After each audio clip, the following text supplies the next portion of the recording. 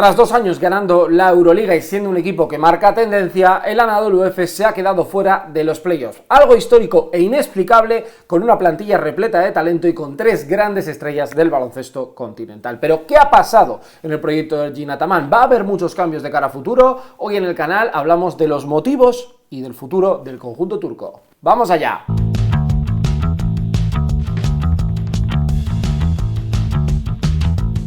Muy buenas, bienvenidos a mi canal, hablemos de básquet, hablemos de Anadolu Efes, Euroliga, y vamos a tratar de explicar qué ha pasado con el Efes, que ya la semana pasada conocíamos que se queda fuera del top 8 de la Euroliga, algo histórico, porque el campeón nunca se había quedado fuera de luchar por estar entre los 8 mejores de Europa, y además el bicampeón de Europa se ha quedado fuera, y recordemos que el año anterior ya había sido el mejor en temporada regular y que el pasado había perdido la final de la Final Four en victoria contra CSKA de Moscú. Es decir, un equipo que ha marcado absolutamente el último lustro en el baloncesto continental y que no va a poder disputar ni los playoffs para intentar estar en la Final Four de Kaunas, del campo del Zalgiris. Así que vamos a hablar de todo ello, vamos a profundizar.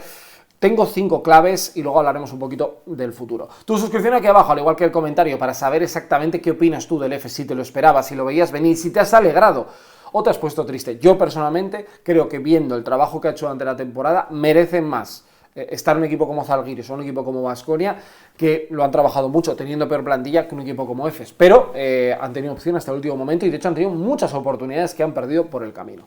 Bien, la primera cuestión a la que quiero ir es ir al inicio de la temporada. Recordemos que ellos acaban el mes de mayo ganando la Final Four en aquella última jugada que el Madrid no le da tiempo a poder atacar, ganan el título y firman, porque no lo firman hasta unas semanas después, pero anuncian, o parece que se cierra, la llegada de Will Clyburn al equipo directamente desde el CSKA de Moscú. Parecía un fichaje de lujo, parecía el sustituto ideal para Vasa Micic y que iba a ser un gran acompañante para Shane Larkin, que había obtenido la nacionalidad turca, y iba a ser un jugador muy importante para ellos. De hecho, les cambia los planes a mejor, porque Vasa Micic durante el verano anuncia que no se va a la NBA y que se queda para jugar con Efes una temporada más y buscar ese triple campeonato de manera consecutiva, ese three-peat que ningún equipo en Europa lo había buscado, lo había conseguido.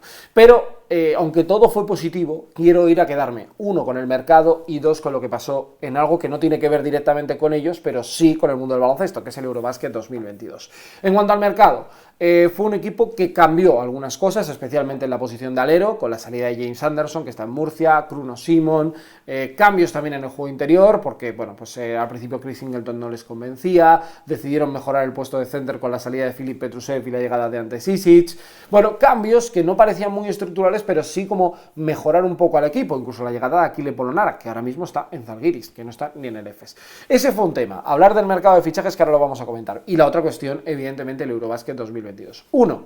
¿Por qué Ergin Ataman no es Sergio Scariolo en el sentido de poder gestionar una pretemporada de un equipo y poder llevar a una selección a lo más alto? Cayeron en octavos de final ante la selección francesa y estuvo pues ausente en la pretemporada del Efes gran parte de ese inicio de temporada, y además Shane Larkin, que estaba con la selección, se lesionó en el partido contra España y ha sido baja durante muchas semanas, y evidentemente es un factor importante porque Shane Larkin pues es uno de los mejores bases de todo el baloncesto continental. Bueno, esa es para mí una de las claves. Un mercado de fichajes un tanto raro, porque la realidad es que este equipo, bueno, pues firma a Clyburn, que es una certeza, ficha a Polonara desde el Fenerbahce, firma ante Sisic, pero no consigue incorporar, yo creo que jugadores con ese espíritu combativo, competitivo. A Matenbaye también, firma desde Turquía, desde el Pinar Karsiyaka, pero no consigue hacer ese bloque. Y ahora voy a explicar más cuestiones. Y luego el tema del Eurobasket, que yo creo que Ataman no acertó bien con el tema de irse con la selección, y luego Shane Larkin, bueno, pues que tuvo esa lesión. Por otro lado, la actitud que ha tenido el Efes durante toda la temporada, y a eso voy con el tipo de fichajes que ha hecho. Polonara, que era un guerrero, jugó muy poco y desapareció de la rotación. Jugadores como Dunston, con el paso de los años, han perdido poder. Con la entrada de Will Clyburn, que es un jugadorazo y absolutamente incuestionable, bueno, pues perdías también esa figura de un alero también más aguerrido, como Kruno Simon, como James Anderson. La actitud del equipo en muchos momentos no ha sido la mejor. Personalmente, ha habido partidos en los que yo he podido ver, la mayoría de ellos se ha paseado, se ha tomado muy tranquila la primera parte, ha jugado partidos muy cómodos, perder encuentros la primera vuelta, que dices, pero ¿cómo puedes perder todo esto? Un poco confiando en que la segunda parte les daría tiempo. Yo recuerdo el día del Barça, por ejemplo, en el Palau, que dan una exhibición de baloncesto, o el partido que pierden en Vitoria, juegan muy bien, pero siempre con una actitud un poco de me voy a poner 3 días al año, voy a estar tranquilo el resto de la temporada porque sé que me va a dar y a mí lo que me importa es hacer como el año anterior, que te metiste sexto y acabaste ganando la Euroliga. Y eso, bueno, te puede salir bien, pero es jugártela demasiado. Y yo creo que en ese sentido se la jugó y no le salió bien al equipo de Ergin Ataman, porque cuando se ha querido poner y se ha visto con el agua al cuello, bueno, pues llegan derrotas como la de Partizan en casa, como la de Alba Berlín en Berlín, perder partidos igualados que pensabas que te los ibas a llevar. Bueno, la jugada con la que pierde ante Alba Berlín es muy... escenifica un poco la temporada del Efes, es decir, penetra Maodolos, se cae un poco de maduro Vasa Micic, le cuelga el balón arriba, lo falla el tiro y Luke Sigma les acaba haciendo un mate sin que ningún jugador del Efes les pueda ayudar. Y es que hablando del juego, había habido varias cosas que me han sorprendido a lo largo de la temporada. Lo primero, la minutada, de verdad, ahora lo vais a ver, de Will Clyburn y Vasa Micic durante la temporada regular, de una manera incomprensible. Ya estamos viendo que las grandes estrellas tienen que jugar 25 o 30 minutos. Pero es que Will Clyburn, tengo que ver los datos, 33 minutos de media a terminar la temporada regular de Euroliga, con 17 puntos, 6 rebotes por partido, numerazos, pero jugando demasiado, porque esto no ha sido del último mes, esto es que desde el principio de temporada uno jugaba 37 y el otro jugaba 35, ya ha bajado un poco las cifras. Y Vasa Micic, 31 minutos, 16 puntos, 3 rebotes, 5 asistencias para el mejor jugador del baloncesto europeo en el día de hoy, pero que además le llegó una lesión en un momento complicado, les hizo perder una serie de partidos, pero era una sobreexposición de dos jugadores muy importantes y daba la sensación de que el equipo estaba tan poco hilado que ellos eran prácticamente lo que definía todo, porque era una para Clyburn, otra para Micic, una para Clyburn, otra para Micic. De hecho, cuando llega Larkin, que es otro jugador que va a más de 26 minutos, 27, él genera un problema, porque no puede cambiar jugadores en el perímetro, porque si uno juega 33, el otro juega 32 y el otro juega 28, es que no hay sitio para rotar. Y es cierto que Boboa ha jugado muy bien, y es cierto que Laia Bryan lo ha hecho fantásticamente, pero no ha encontrado la manera de ir combinando quintetos, de meter a Clyburn más al 4, que es algo que hizo Dimitris Itoudis para hacerles campeón con CSKA de Moscú en 2019.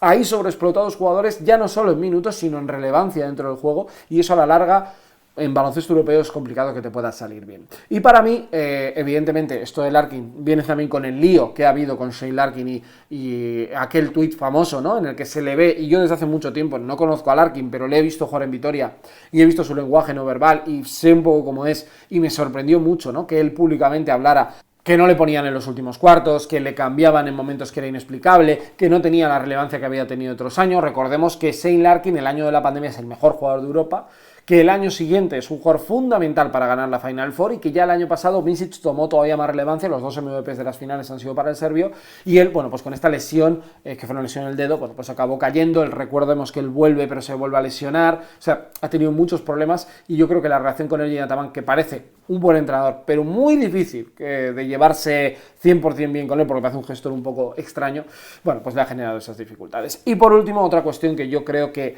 descuidó completamente el Efes, pensando que lo del año pasado le funcionaría. Recordemos que el primer título de Euroliga, ellos tienen a un Salli extraordinario, que es luego firma por el Barça, que era un gran continuador de los balones de Larkin y de Micic, que era un jugador que incluso te podía abrir la cancha. Tenían a un Dunston 2 años más joven que el Dunston actual, no tan castigado como en las últimas temporadas. Tenían un Tibor Pleiss que en aquella final pues mete aquel triple para abrir el campo y impedir que Pau Gasol pueda jugar. Era un jugador también que como tercer pívot tenía un valor muy grande. Se va a ser Taxalli, firman a Filip Petrusev, que no juega nada, y se encuentran con un Tibor Pleiss en el mejor nivel de su carrera, digno de lo que había hecho, por ejemplo, en Vitoria en su segundo año en Gasteiz, ya hace más de una década de aquello, y juega a un nivel muy alto. De hecho, se plantean incluso que pueda volver a la selección alemana.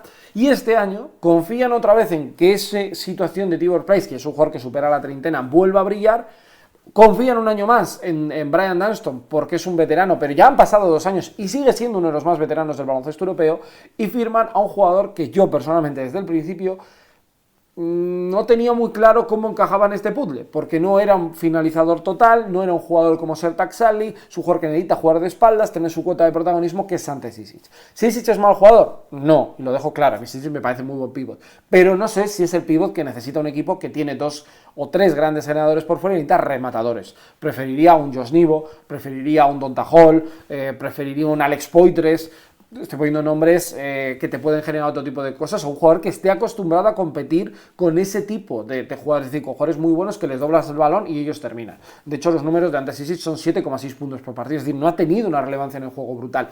Y eso que les ha salido bien lo de Mbaye, que ha estado por encima del 50% en triples en el 4, han tenido por cierto, que cortar a Adrian Moerman a mitad de temporada, que tuvieron que quitarse a Polonara al medio porque no les encajaba de ninguna manera, ni jugó de falso 5, ni tuvo ninguna oportunidad con Ergin Ataman, y han tenido que repescar a Chris Singleton, que a mí, ya sabéis que no me apasiona, pero entiendo que el año pasado les dio mucho en la Final Four. Bueno, pues lo han tenido que repescar y el rendimiento que ha dado es lo que yo esperaba en temporada regular del año anterior. Muy poca cosa, porque ya no está físicamente al 100%, porque no es un gran reboteador, porque no tiene cuota de protagonismo, porque no es un gran defensor, y se han encontrado con una situación muy compleja, con un fracaso, así de claro. Con todo lo que he dicho, ¿tenía plantilla para ser top 8? Sin duda, tenía plantilla para ser de los 4 mejores de Europa. Impepinable, o sea, tienes a Larkin, a Micic y Clayburgh. Si hiciéramos un top 10 de los últimos 5 años de la Euroliga, estos 3 están dentro del top 10, irrebatible. Pero yo creo que ha habido muchas cosas. Primero, el desgaste también de los años con Ataman.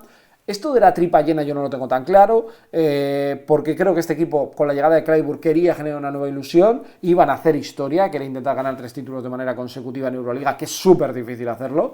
Ya vemos lo que le cuesta a un Madrid, a un Barça, a un Fenerbahce ganar un título, pues para ganar 3 seguidos sería una auténtica locura. Y yo creo que lo que ha habido es una mala gestión a nivel de plantilla, una mala gestión del técnico de Ergin Ataman y luego que el vestuario ha sido un polvorín en algunos momentos importantes. Es una eliminación que para mí es todavía casi más grave que la de Milán, que para mí lo ha sido, ¿eh? La temporada de Milán es muy mala y hablaremos de ella porque creo que va a haber mucho movimiento en verano. Pero quería plantear este debate y hacerlo aquí con vosotros. Quiero saber vuestra opinión. Quería plantear este vídeo, le estuve dando muchas vueltas en la Semana Santa y digo, voy a esperar a analizar un poco todo, verlo más frío y con perspectiva y ahora que ya termina la temporada regular del EFES poder analizarlo todos juntos. Nos vemos en el próximo vídeo. A disfrutar del básquet. Que vaya bien. Hasta luego. Adiós.